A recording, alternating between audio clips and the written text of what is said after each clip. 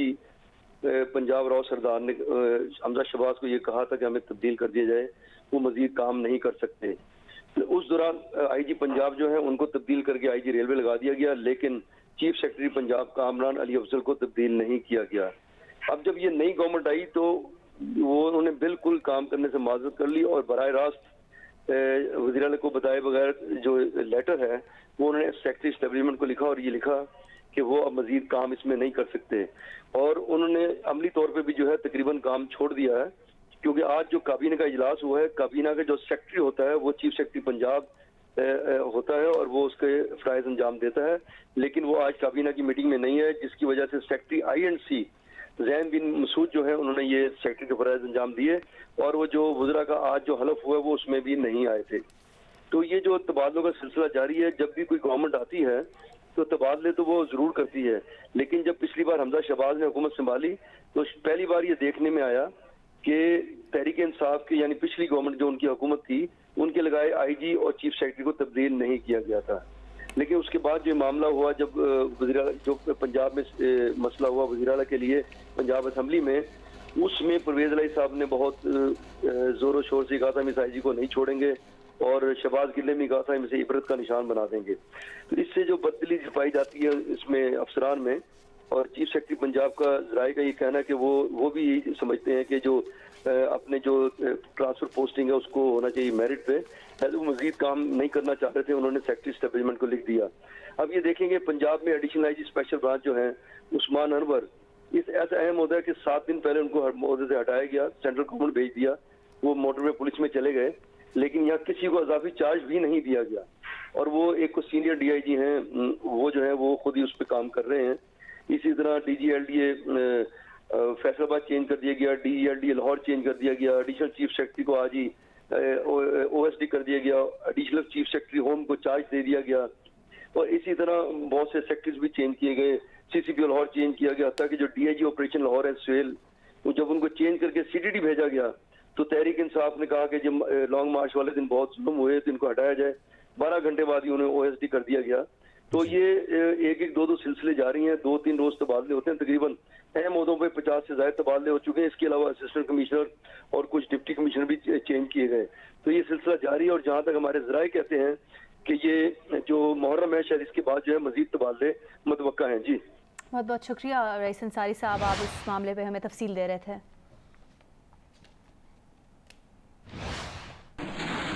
एक और अहम खबर यह है कि PTI ने 9 हल्कों के लिए इलेक्शन कमीशन का जारी इंतखाबी शेड्यूल चैलेंज कर दिया है। इस्लामाबाद हाई कोर्ट से इंतखाबी शेड्यूल मुअत्तल करने की इस्तदा कर दी है। फैसल चौधरी के जरिए दायर दरखास्त में मौक़िफ़ इख्तियार किया कि PTI के इस्तीफ़े मरहलावार मंजूरी के खिलाफ दरखास्त ज़ेरे इल्तवा। रजिस्ट्रार ऑफिस ने दरख्वास्त बुध को समाअत के लिए मुकर्रर कर दी है।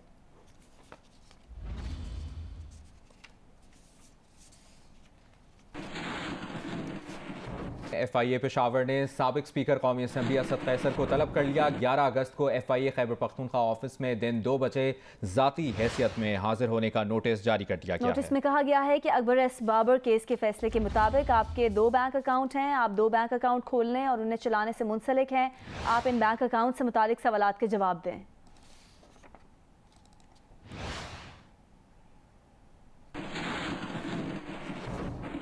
FIA की तहकीकात के दौरान इमरान खान के पर्सनल सेक्रेटरी समेत 3 मुलाजिमीन ने बताया है कि फंडिंग कौन कहां से भिजवाता था उन्हें कुछ इल्म नहीं, ये भी नहीं पता कि रकम कहां खर्च हुई। रकम PTI के फाइनेंस मैनेजर को देते थे, दस्तखत शुदा ब्लैंक चेक लिए जाते थे। फॉरेन फंडिंग देकर अकाउंट दीगर अकाउंट्स के अलावा मुलाजिमीन के सैलरी अकाउंट में भी आती रही। Tehreek Insaf foreign funding case में इलेक्शन कमीशन की रिपोर्ट में नामजद 4 मुलाजमीन को तलब किया गया था। FIA ने PTI के मुलाजमीन मोहम्मद रफीक, ताहिर इकबाल, मोहम्मद अरशद से इंक्वायरी की है। FIA ने डॉक्टर अतहर वहीद की सरबराही में PTI ममनुआ फंडिंग केस में 5 रुकनी मॉनिटरिंग टीम तश्कील दे दी है। केस की तहकीकात के लिए FIA में इमरजेंसी नाफिज कर दी गई है।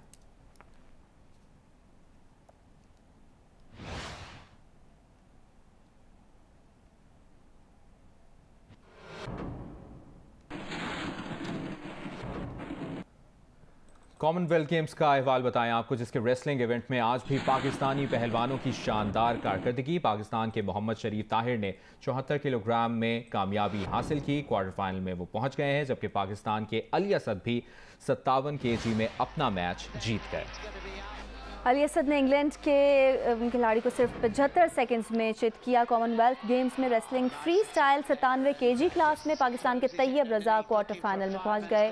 तैयब रजा ने बामामास के राष्ट्रजी मके को 10-0 से शिकस्त दी। बलूचिस्तान के ज़िला लसबेला के इलाके लाखड़ा में सैलाब से बहुत नुकसान हुआ है। घोट से दूरी में अब हर तरफ मलबा है, कोई मकान सलामत नहीं बचा। इब्राहिम कंबो की रिपोर्ट देखिए। लसबेला में पुराली का सैलाब बेला से लेकर ओड़की तक तबाही की दास्तानें छोड़कर सब कुछ बहा कर अपने साथ ले गया। हंसते बसते गांव मिट्टी का ढेर बन गए, लोग बेघर हो गए। एक ऐसी ही दास्तान है गोट सिदूरी की। सिदूरी के लोग तबाही व बर्बादी की कहानी चीख चीख कर बयान करते हैं। हमारे घर डूब गए, हमारे बच्चे गरीब आदमी है डूब गए, हमारा नहीं बिस्तरा बचाए, नहीं हमारे लिए घर बचाए। और घर गिर गया है, हमको कुछ नहीं है। मेरी 8 बेटी है, मेरा शोर बीमार है, एक बेटा छोटा है, हमारा कमाई वाला कोई नहीं है। हमारा घर चला गया, पानी पे डूब गया, हमको घर नहीं है, हमारा बच्चा बीमार है, हमारा शोहर को काम नहीं है, हमारा इमदाद करो, मदद करो। 40 घरानों पर मुश्तमिल गोट सिदूरी में सैलाब ने तबाही मचा दी। अशिया खुर्दनोश और माल मवेशी सब ही बहा कर ले गया। लोगों ने 2 किलोमीटर पैदल चलकर अपनी जानें बचाईं। लोग पानी कम होने पर जब वापस गांव पहुंचे तो पूरा गांव मिट्टी का ढेर बन चुका था। हुकूमत और इमदादी इदारे इस गांव की बहाली के लिए हंगामी तौर पर इक़दामात करें। कैमरामैन टीम के साथ इब्राहिम कंबो, जियो न्यूज़, लसबेला। बलूचिस्तान के मुख्तलिफ इलाकों में बारिश का सिलसिला वक्फे से जारी है। PDMA ने मजीद बारिशों की वजह से लसबेला, आवारान और साहिली इलाकों में सैलाबी सूरत हाल का खदशा जाहिर किया है। उधर सिंध में भी मानसून के चौथे स्पेल का आगाज़ हो गया है। मुतादिद इलाकों में वक्फे से बारिश जारी है। बलूचिस्तान के मुख्तलिफ इलाकों में मूसलाधार बारिश वक्फे से हो रही है। महकमा मौसमियात ने मजीद बारिशों की पेशगोई की है। PDMA ने मजीद बारिशों की वजह से लसबेला, आवरान और साहिली इलाकों में सैलाबी सूरत हाल का खदशा जाहिर किया है। सिंध में मानसून का चौथा स्पेल शुरू होते ही हैदराबाद, मीरपुर खास, बदीन, उमरकोट और गिरदोनवा में रात गरज चमक के साथ बारिश हुई। बारिशों से नशेबी इलाके ज़ेरे आब आ गए, जबकि मुतादिद फीडर्स ट्रिप कर गए।